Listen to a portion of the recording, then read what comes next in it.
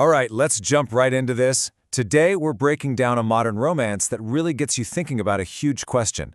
Can love actually bridge the gap between two people from completely different worlds? We're going to look at how this incredible connection gets forged in a crisis, and then how the ghosts of the past come back and threaten to tear the whole thing down. So picture this. It's a cold evening on a Toronto bus. On one side, you've got Ras. He's a construction worker just completely wiped out after a long day. He can see the cement dust on him. And on the other side, there's Javal. She's a lawyer, looking sharp in her business suit, totally polished. I mean, they're in the same little space, but they are miles apart, and they have no idea their lives are about to completely collide. The normal, quiet rumble of the bus ride gets totally shattered when these three guys get on. You can tell right away they're trouble. They smell like alcohol, their eyes are bloodshot, and they immediately, and I mean immediately, lock on to Javal. With just that one gross comment, the whole vibe on the bus flips from normal to, well, scary. You can just feel the air get thick. And this, right here, is the moment we find out who Ras really is. A second ago, he was practically falling asleep. But he doesn't even hesitate. He speaks up, and it's not really a question, it's more like a command. In that 1 second, he goes from being this exhausted guy trying to get home to Javal's unexpected guardian. So after a super tense face-off where Ras just masterfully de-escalates the whole thing, the danger's gone. But something else is there now. A connection. You can feel the spark between them. And that's the real question, isn't it? Is this bond real? Or is it just something born from adrenaline that's going to fizzle out once they're back in their own very different worlds? You know, their first real conversation has nothing to do with the drama on the bus. It's about her name, Javal. He just asks her what it means, which, as she points out, most people never do. And when she tells him it means precious or rare, he says, yeah, that fits. It's such a simple thing, but that genuine curiosity is what creates their first real personal connection.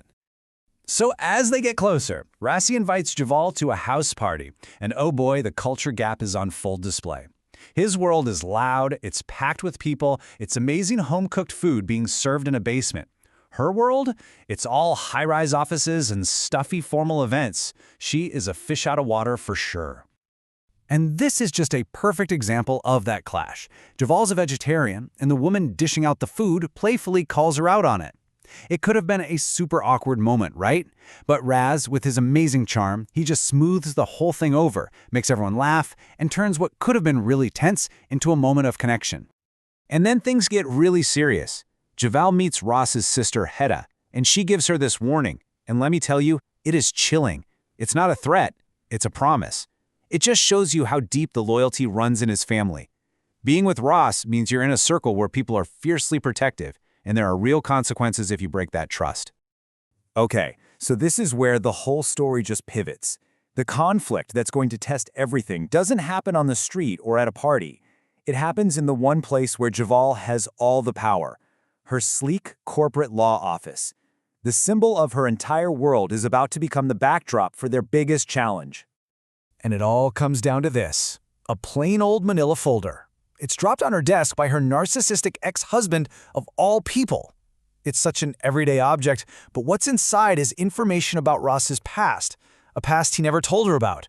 This one folder has the power to destroy everything they've built. So when Ras gets there, Javal just confronts him. And for her, the accusation isn't really about what he did back then. The real betrayal, for her, is that he didn't tell her. She feels like he purposely deceived her, and you can just feel her trust completely shatter in that moment.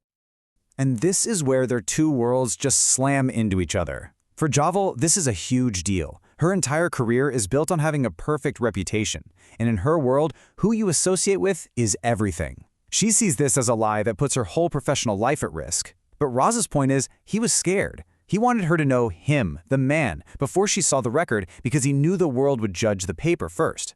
And honestly, you can kind of see where both of them are coming from. But in the end, her world wins. Javal makes her decision, and it's driven by fear. Fear for her career, sure, but also fear of what this means for the identity she's worked so hard to build. For her, the potential damage to her social and professional life is just too big a risk. And just like that, the bridge between their worlds comes crashing down. While Javal retreats back into the safety of her life, the breakup hits Ras like a ton of bricks. First, his texts just go unanswered. Total silence. Then, for a week, he has to literally fight the urge to call her. It takes months, 3 whole months, before the raw pain starts to fade and he can even begin to build a new routine, a life without her in it. But Ras doesn't just fall apart. He actually uses this heartbreak to transform himself. He starts hitting the gym, building back his physical strength. He gets into hot yoga, finding some mental quiet and peace, and he pours all that pain and emotion into his art, making these incredibly realistic drawings. He's not just getting over it, he's actively rebuilding himself from the ground up. And it's in this new, healthy space that he's created for himself that something new happens. He meets a woman at the gym. Her name is Rina, and she's not some lawyer from another world. She's just another person who's there, focused on her own growth, living in the here and now. This time, though, Ras handles it completely differently. He learned a painful lesson. Almost right after they introduce themselves, he just puts it all out there. He addresses the exact issue that ended his last relationship, choosing to be totally transparent right from the start. And Rina's response, well, it changes everything. She doesn't ask what he did. She doesn't ask how long he was away. She just dismisses the past as not important. All that matters to her is the man who's standing right in front of her, right now. So here it is, the core contrast of the whole story. Javal saw his record through the lens of her world, a world all about reputation, image, and calculating risk. To her, his past was a direct threat to her present. But Rina hears the exact same information and just sees it as history, something separate from the character of the person she's meeting. It's a totally fundamental difference in how they see people. And this is the question the story really leaves us with. Are we forever defined by our biggest mistakes? Or is who we are now, who we are trying to become, what truly matters? Can someone be judged not for where they've been, but for the person they are fighting to be today? It's a lot to think about.